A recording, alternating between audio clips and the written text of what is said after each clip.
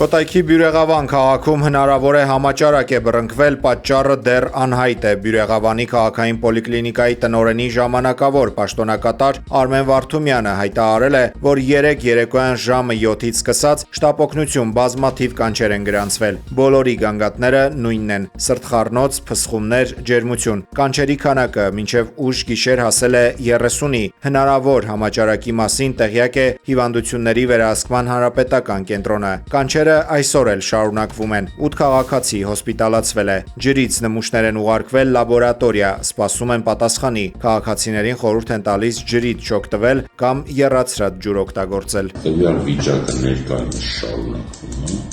Նորից շտապօգնության բազմակի կանչեր, նաև դիմելիությունը պոլիկլինիկայում նույն գանգատներով,